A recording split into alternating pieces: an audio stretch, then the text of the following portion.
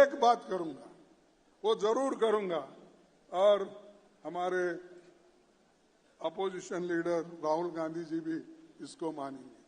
अरे हमारा सब जितनी भी शक्ति लगा के एससी, एसटी, ओबीसी, गरीब तबके के लोग, छोटे कम्युनिटी के लोग, ये लोग जो अपना वोट दे रहे हैं वो वोट फजूल जा रहा है।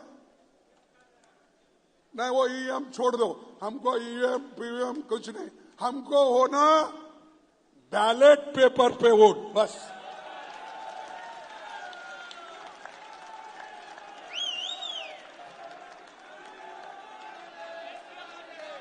उनको वो मशीन उनके घर में तो रख लेने दो, या मोदी साहब के घर में रहने दो, या शाह के घर में रहने दो।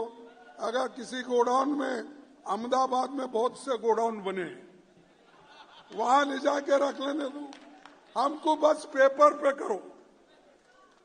और आपको मालूम होगा उस वक्त तुम्हारी हालत क्या है, कहां खड़े हो, उस वक्त आपको मालूम होगा। तो मैं ये अपने पार्टी के तरफ से एक मुहिम शुरू करना चाहिए। सभी लोगों को कहना चाहिए, सभी पार्टियों को भी हम कहेंगे, और राहुल गांधी जी के नेतृत्व में जैसा भारत जोड़ो यात्रा निकाले, वैसा ही ये पेपर, बैलेट पेपर हमको चाहिए।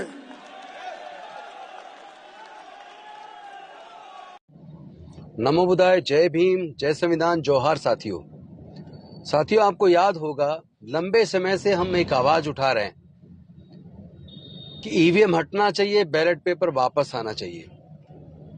ईवीएम पर देश के 75% से अधिक लोगों का भरोसा नहीं है, और वो भारतीय जनता पार्टी जो शुरू से ईवीएम का विरोध कर रही थी, जब से 10 साल से सत्ता में है, 11वीं साल चल रही है, तब से वो एकदम से ईवीएम की समर्थक बन गई है।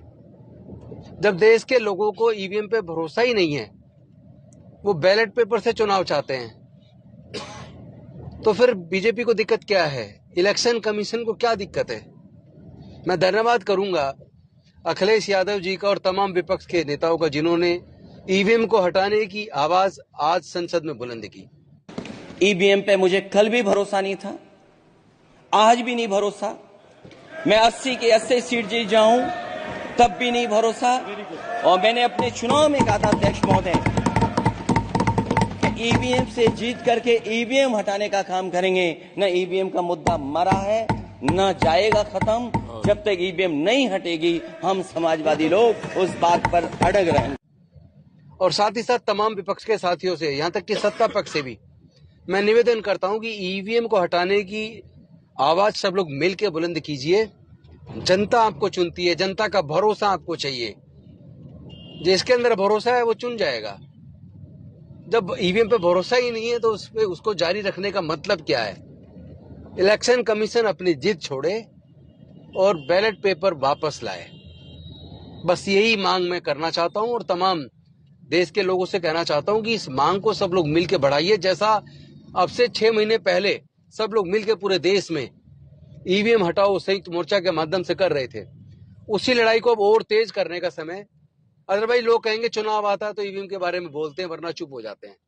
जब हम सभी कहते थे ईवीएम पे भरोसा नहीं है, इसमें घोटाला है, आपके वोट की चोरी हो रही है, तो वो बात तो अभी भी जिंदा है।